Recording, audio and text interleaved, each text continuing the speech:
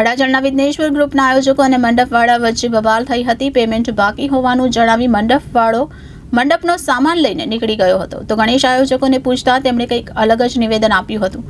મંડપવાળાએ જે થીમ બનાવવાનો ઓર્ડર લીધો હતો તે થીમ બનાવી જ ન હતી, જેથી બોલાચાલી થઈ હતી. ત્યારબાદ તે મંડપ લઈને નીકળી ગયો હતો. ગણેશ આયોજકોએ કોઈ પણ ચેક આપ્યો ન હોવાનું જણાવ્યું હતું અને પોલીસ બંદોબસ્ત પણ મૂકવામાં આવ્યો હતો. ત્યારે પોલીસે વચ્ચે પડી મામલો થાળે પાડ્યો હતો. સુરતના અડાજણ વિસ્તારમાં ગણેશ આયોજકો અને મંડપવાળા વચ્ચે બબાલ થઈ હતી. તો અડાજણના વિઘ્નેશ્વર ગ્રુપના આયોજકો અને મંડપવાળા વચ્ચે આ બબાલ થઈ હતી. પેમેન્ટ બાકી હોવાનું જણાવી મંડપવાળો મંડપનો સામાન લઈ નીકળી ગયો હતો.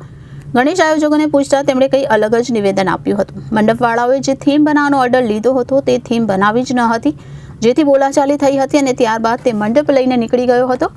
ગણેશ આયોજકોએ કોઈ પણ ચેક આપ્યો ન હોવાનું જણાવ્યું હતું અને પોલીસ બંદોબસ્ત પણ મૂકવામાં આવ્યો છે અને પોલીસે વચ્ચે પડી હાલ મામલો થાળે પાડ્યો હતો. મારું નામ રિક્કી ઢોલાવાલા છે. સુરતના વિઘ્નેશ્વર મંડળનો હું અધ્યક્ષ છું.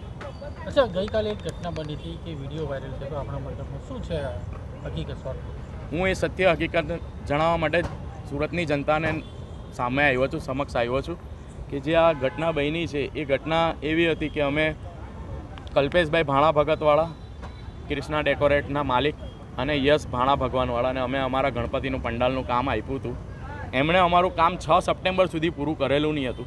એમણે અમને એમના ટીવીની અંદર જ્યારે અમે એને મળવા ગયા હતા પહેલી મુલાકાત કરવા માટે, ત્યારે એણે અમને અમારી ટીવીની અંદર જે થીમ બતાવેલી હતી સાઉથ ઇન્ડિયાના સ્ટાઇલની, મીનાક્ષી મંદિરની, મદુરાઈની, તે એમણે અમને આપી જ નથી. તમે પણ જોઈ શકો છો કે એ મદુરાઈ મંદિર કોઈ જગ્યાએથી દેખાતું નથી.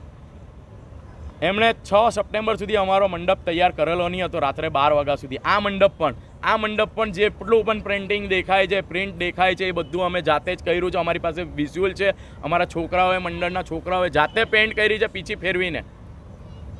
આ બધી તદ્દન ખોટી માહિતી એ મીડિયામાં ચલાવેલી છે. સદંતર જુઠ્ઠું ચલાવેલું છે કે ચેક અમે એને આપેલો હતો. એને ચેક આપ્યો હોય તો મીડિયાને પોલીસ સ્ટેશનમાં આપીને 138 કરો અમારી સામે.